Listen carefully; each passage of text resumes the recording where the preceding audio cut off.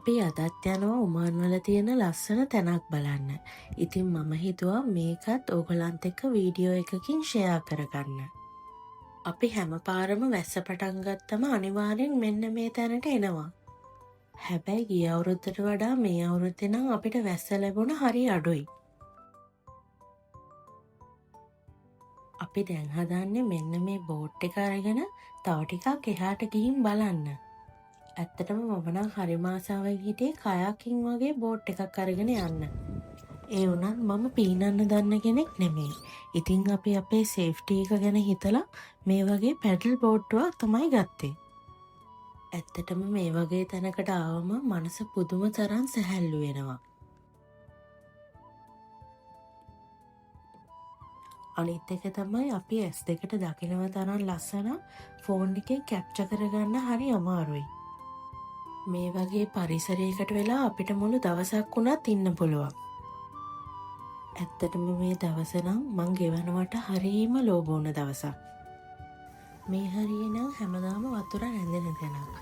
මොකද අවට වටපිටාවේ තියෙන ගොඩක්ම කඳු නිසා ඒ කඳු උඩහා හරියට වහිනකොට ඒ වතුර මෙන්න මේ තැනට ගලාගෙන එනවා.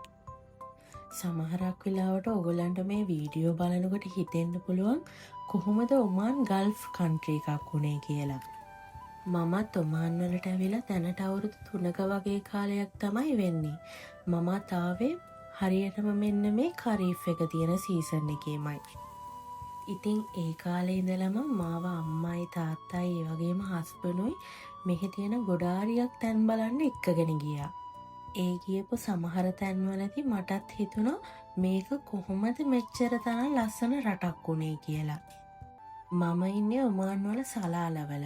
එතකොට ඔමාන් වල මේන් සිටි එකක වෙන්නේ මස්කට්. සලාලවල ඉඳලා මස්කට් වලට සාමාන්‍යයෙන් කිලෝමීටර් 1000ක් 1200ක් වගේ තියෙනවා. ඒ වගේම මේ නගර දෙක හරහා ගමන් කරන්න මාර්ග පහසුකම් වගේම ගුවන්ගත පහසුකමුත් මෙහි අපිට තියෙනවා. ඇත්තටම මේ වීඩියෝ කරන එකට නම් අපි දෙන්නම හරිම අලුත්. ඒත් ඉතින් වැරදි හදාගෙන අඩුපාඩු හදාගෙන අපි මේ ගමන යනවා. අපි ගිහින් මේ වගේ ලස්සන තැන් බලද්දි මට ඉස්සෙල්ලාම මතක් වෙන්නේ මගේ පවුලේ අයව. ඉතින් ඒ වගේම දැන් අපි මේක වීඩියෝ කරන හින්දා අපිටත් ආයෙ බලන්න පුළුවන්. ඒ වගේම අපි ආදරය කරන අයටත් මේ දේවල් අපිට පෙන්වන්න පුළුවන්. මේක වදීද අපේ මේකේ? අනේ වදී.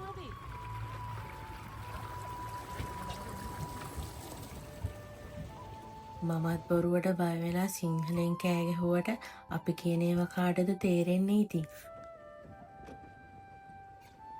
ඔන්න දැන් අපි අපේ රයිඩ් එක ගිහින් ඉවරයි. මම වැට්ටා වගේ බෝට් එකේ යමු කිව්වට බෝට් එකට නගිනකොටයි බහිනකොටයි පුදුම බයෙන් තමයි හිටියේ. මොකද මම පීනන්න දන්නේ නෑනේ.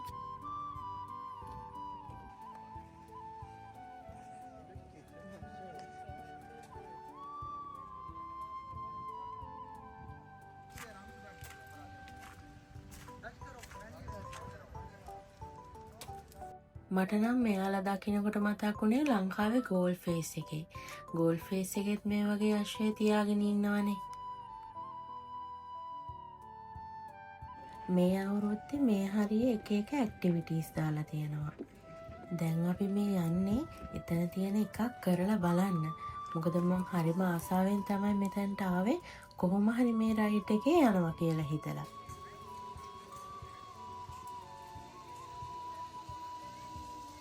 ඔය කොච්චර කිව්වත් කොච්චර ආසාවෙන් හිටියත් මං හරිම බයයි උස තැන්වලට. ඒ වුණාට හිතේ කොච්චර බයක් තිබ්බත් මං ආසාවෙන්ම හිටපු දෙයක් නිසා මං කොහොම හරි හිත හදාගෙන මෙන්න මේ රයිඩ් එක ගියා. ඒ වගේම මේකෙදි අපේ සේෆ්ටි එක ගැන මෙයාලා හොඳින් හිතලා තියෙනවා.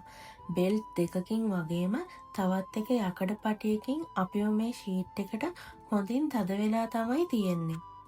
බෙල්ට් ටික ඔක්කොම අපිට දාලා ඉවරුණාට පස්සේ මේකේ කේබල් එකකින් අපිව පිටිපස්සට අදිනවා. ටික කේබල් එක උඩට ගන්නකොට නම් මට ඇත්තටම ගොඩක් බය හිතුණා. ඒ වුණත් ඉතින් කමක් නෑ කියලා මම හිත හදාගෙන මේ රයිඩ් එක ගියා.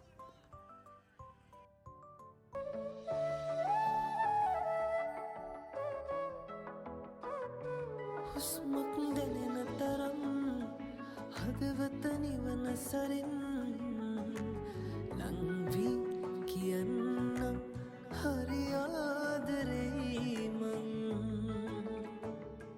හුස්මක් දැනෙන තරම් හදවත නිවන සරින් ලංවී කියන්නම් හරි ආදරෙයි මං රැසීනෙත් ආවේ දෙව්ලිය නුඹ මාගේ දඟ කළේ පුරා හිනයේ හිනාවෙන්න සයි මං ආයේ ළඟින් ඉන්නවා නම් පනමාගේ හිනාවෙන්න සයි මං ආයේ